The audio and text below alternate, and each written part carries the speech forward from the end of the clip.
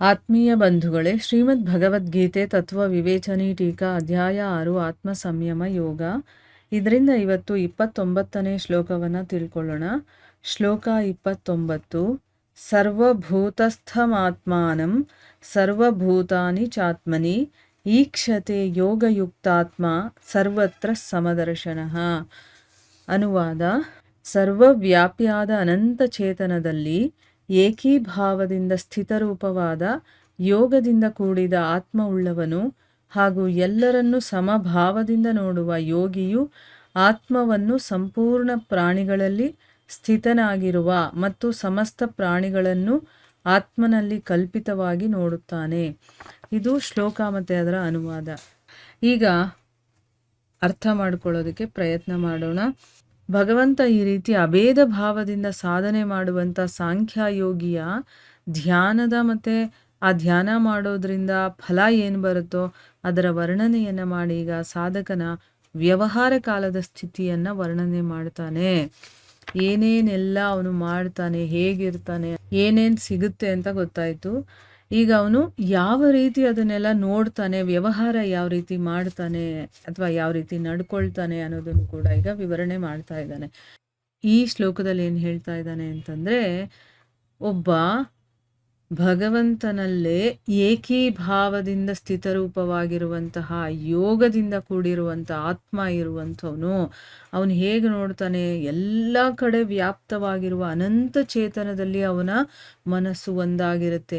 ಎಲ್ಲ ಕಡೆ ಒಂದೇ ಭಾವದಿಂದ ನೋಡ್ತಾ ಇರ್ತಾನಲ್ಲ, ಅಂಥ ಆತ್ಮ ಇರುವಂಥವನು ಎಲ್ಲರನ್ನೂ ಸಮಭಾವದಿಂದ ನೋಡುವಂತಹ ಯೋಗಿಯು ಆತ್ಮವನ್ನ ಎಲ್ಲ ಪ್ರಾಣಿಗಳಲ್ಲೂ ಇರೋದನ್ನ ನೋಡ್ತಾನೆ ಮತ್ತೆ ಎಲ್ಲ ಪ್ರಾಣಿಗಳನ್ನ ಆತ್ಮನಲ್ಲೇ ಕಲ್ಪಿತವಾಗಿರೋದನ್ನ ನೋಡ್ತಾನೆ ಅಂತ ಹೇಳ್ತಾ ಇದ್ದಾರೆ. ಅವನಿಗೆ ಭಗವಂತ ಬಿಟ್ಟರೆ ಬೇರೇನೂ ಕಾಣಿಸೋದಿಲ್ಲ. ಎಲ್ಲರಲ್ಲೂ ಅವನೇ ಇದ್ದಾನೆ, ಎಲ್ಲವೂ ಅವನಲ್ಲೇ ಇರೋದನ್ನ ನೋಡ್ತಾನವನು ಅಂತ ಅರ್ಥ. ಈಗ ಪ್ರಶ್ನೆ ಏನು ಅಂತ ತಿಳ್ಕೊಳ್ಳೋಣ. ಯೋಗ ಯುಕ್ತಾತ್ಮ ಅನ್ನುವಂಥ ಪದ ಯಾರ ವಾಚಕವಾಗಿ ಇಲ್ಲಿ ಇರುವಂಥದ್ದು ಅಂತ ಹೇಳಿದ್ದಾರೆ. ಉತ್ತರ ಏನು ಅಂತಂದರೆ, ಸಚ್ಚಿದಾನಂದ ನಿರ್ಗುಣ ನಿರಾಕಾರ ಬ್ರಹ್ಮನಲ್ಲಿ ಯಾರ ಸ್ಥಿತಿ ಅಭಿನ್ನ ಭಾವದಿಂದ ಉಂಟಾಗಿದೆಯೋ ಅಂತಂದರೆ ಅಲ್ಲಿ ಭೇದ ಭಾವನೆ ಇಲ್ಲ, ಎಲ್ಲರಲ್ಲೂ ಕೂಡ ಭಗವಂತ ಇರೋದು. ಯಾರಿಗೆ ಆ ರೀತಿಯ ಒಂದು ಭಾವ ಉಂಟಾಗಿದೆಯೋ ಅಂತಹ ಬ್ರಹ್ಮಭೂತ ಯೋಗಿಯ ವಾಚಕವಾಗಿ ಇಲ್ಲಿ ಯೋಗಯುಕ್ತಾತ್ಮ ಅನ್ನುವಂಥ ಪದ ಇದೆ. ಇನ್ನು 5ನೇ ಅಧ್ಯಾಯದ 21ನೇ ಶ್ಲೋಕದಲ್ಲಿ ಯಾವುದು ಆ ಶ್ಲೋಕ ಅಂತಂದರೆ, ಬಾಹ್ಯ ಸ್ಪರ್ಶೆ ಶ್ವಸಕ್ತಾನಂ ಅಂತ ಬರುತ್ತೆ ನೋಡಿ ಆ ಶ್ಲೋಕ.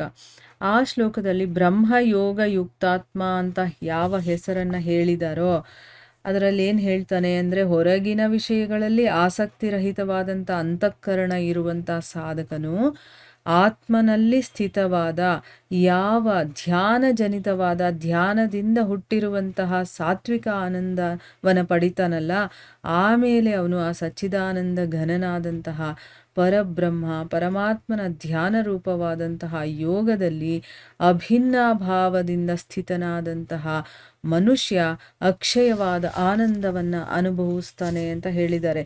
ಇಲ್ಲಿ ಬ್ರಹ್ಮಯೋಗ ಯುಕ್ತಾತ್ಮ ಅಂತ ಹೇಳಿದ್ದಾರೆ ನೋಡಿ, ಅದರ ಬಗ್ಗೆ ಹೇಳ್ತಾ ಇರೋದು. ಮತ್ತೆ 5ನೇ ಅಧ್ಯಾಯದ 24ನೇ ಶ್ಲೋಕದಲ್ಲಿ ಏನು ಹೇಳಿದ್ದಾರೆ ಅಂತ ತಿಳ್ಕೊಳ್ಳೋಣ. ಯಾವ ಶ್ಲೋಕ ಅಂತಂದರೆ, ಯೋಂತ ಸುಖೋಂತರಾರಾಮ ಅಂತ ಬರುತ್ತಲ್ಲ ಆ ಶ್ಲೋಕ. ಅದರಲ್ಲಿ ಏನು ಹೇಳಿದ್ದಾನೆ, ಯಾವ ಮನುಷ್ಯ ಬ್ರಹ್ಮನಿಗಿಂತ ಬೇರೆ ಯಾವುದೂ ಇಲ್ಲವೇ ಇಲ್ಲ ಅಂತ ನಿರ್ಧಾರ ಮಾಡಿಕೊಂಡು ಸಮಷ್ಟಿ ಅಂತರಾತ್ಮನಲ್ಲೇ ಸುಖವುಳ್ಳವನಾಗಿರ್ತಾನೋ, ಆತ್ಮನಲ್ಲೇ ರಮಿಸುವವನಾಗಿದ್ದಾನೋ, ಮತ್ತು ಯಾರು ಆತ್ಮನಲ್ಲೇ ಜ್ಞಾನವುಳ್ಳವನಾಗಿದ್ದಾನೋ ಅವನು ಸಚ್ಚಿದಾನಂದ ಘನನಾದಂತಹ ಪರಬ್ರಹ್ಮ ಪರಮಾತ್ಮನ ಜೊತೆಯಲ್ಲಿ ಏಕೀಭಾವವನ್ನು ಪಡೆದ ಸಾಂಖ್ಯಯೋಗಿ ಶಾಂತ ಬ್ರಹ್ಮನನ್ನು ಪಡಿತಾನೆ. ಅಲ್ಲೂ ಕೂಡ ಇದೇ ವಿಷಯವನ್ನು ಹೇಳಿದ್ದಾರೆ. ಮತ್ತು ಇನ್ನು 6ನೇ ಅಧ್ಯಾಯದ ಅಂದರೆ ಇದೇ ಅಧ್ಯಾಯದ 27ನೇ ಶ್ಲೋಕದಲ್ಲಿ ಏನು ಹೇಳಿದ್ದಾರೆ ಅಂತ ತಿಳ್ಕೊಳ್ಳೋಣ. ಯಾವ ಶ್ಲೋಕ ಅಂತಂದರೆ ಪ್ರಶಾಂತ ಮನಸಂ ಹೇಯಂ ಯೋಗಿನಂ ಸುಖಮುತ್ತಮಂ ಅಂತ ಬರುತ್ತಲ್ಲ ಆ ಶ್ಲೋಕ. ಅದರಲ್ಲಿ ಏನು ಹೇಳಿದ್ದಾರೆ, ಯಾರ ಮನಸ್ಸು ಒಳ್ಳೆಯ ರೀತಿಯಲ್ಲಿ ಶಾಂತವಾಗಿದೆಯೋ, ಯಾರು ಪಾಪರಹಿತನಾಗಿದ್ದಾನೋ ಮತ್ತು ಯಾರ ರಜೋಗುಣವು ಶಾಂತವಾಗಿದೆಯೋ, ಈ ಸಚ್ಚಿದಾನಂದ ಘನನಾದ ಬ್ರಹ್ಮನ ಜೊತೆ ಏಕೀಭಾವ ಉಂಟಾಗಿರುವಂತಹ ಅಂತಹ ಯೋಗಿಗೆ ಉತ್ತಮವಾದಂತಹ ಆನಂದ ಪ್ರಾಪ್ತಿಯಾಗುತ್ತೆ ಅಂತ ಅಂದ್ಬಿಟ್ಟು ಹೇಳಿದ್ದಾರೆ. ಇನ್ನು 18ನೇ ಅಧ್ಯಾಯದ 54ನೇ ಶ್ಲೋಕ. ಯಾವ ಶ್ಲೋಕ ಅಂತಂದರೆ ಬ್ರಹ್ಮಭೂತ ಪ್ರಸನ್ನಾತ್ಮ ಅಂತ ಬರುತ್ತಲ್ಲ ಆ ಶ್ಲೋಕ. ಅದರಲ್ಲಿ ಏನು ಹೇಳಿದಾನೆ, ಆ ಸಚ್ಚಿದಾನಂದಗನ ಬ್ರಹ್ಮನಲ್ಲಿ ಸ್ಥಿತನಾದ ಪ್ರಸನ್ನ ಮನಸ್ಸುಳ್ಳ ಯೋಗಿಯು ಯಾರಿಗಾಗಿಯೂ ಶೋಕಿಸುವುದಿಲ್ಲ ಮತ್ತು ಯಾವುದನ್ನೂ ಬಯಸುವುದಿಲ್ಲ. ಇಂತಹ ಸಮಸ್ತ ಪ್ರಾಣಿಗಳಲ್ಲಿ ಸಮಭಾವ ಇರುವಂತಹ ಯೋಗಿ ನನ್ನ ಪರಾಭಕ್ತಿಯನ್ನು ಪಡೆಯುತ್ತಾನೆ ಅಂತ ಹೇಳಿದ್ದಾರೆ. ನೋಡಿ, ಇದೇ ವಿಷಯದ ಬಗ್ಗೆ ಈಶೋಪನಿಷತ್ತಿನಲ್ಲಿ ಕೂಡ ಒಂದು ಮಂತ್ರ ಇದೆ. ಅದರಲ್ಲಿ ಏನು ಹೇಳ್ತಾರೆ ಅಂತಂದರೆ, ಯಸ್ತು ಸರ್ವಾಣಿ ಭೂತಾನ್ಯಾತ್ಮನ್ಯೇವಾನು ಪಶ್ಯತಿ ಸರ್ವಭೂತೇಷು ಚಾತ್ಮಾನಂ ತಥೋ ನ ವಿಜುಗುಪ್ಸತೆ ಅಂತಂದ್ಬಿಟ್ಟು ಒಂದು ಮಂತ್ರ ಇದೆ. ಇದರ ಅರ್ಥ ಏನು ಅಂತಂದರೆ, ಆದರೂ ಯಾರು ಎಲ್ಲ ಪ್ರಾಣಿಗಳನ್ನು ಆತ್ಮನಲ್ಲಿಯೂ ಮತ್ತು ಎಲ್ಲ ಪ್ರಾಣಿಗಳಲ್ಲಿ ಆತ್ಮನನ್ನು ನೋಡ್ತಾನೋ ಅವನು ಮತ್ತೆ ಯಾರಲ್ಲೂ ಕೂಡ ಜಿಗುಪ್ಸೆಯನ್ನು ಪಡೋದಿಲ್ಲ. ಅವನಿಗೆಲ್ಲ ಒಂದೇ ಅಂತಂದಮೇಲೆ ಯಾರ ಬಗ್ಗೆ ಯಾರು ಜಿಗುಪ್ಸೆ ಪಡೋದಕ್ಕೆ ಸಾಧ್ಯ, ಯಾರ ಬಗ್ಗೆ ಯಾರು ಏನು ಯೋಚನೆ ಮಾಡೋದಕ್ಕೆ ಸಾಧ್ಯ, ಅಥವಾ ಭೇದ ಭಾವವನ್ನು ಮಾಡೋದು ಸಾಧ್ಯ?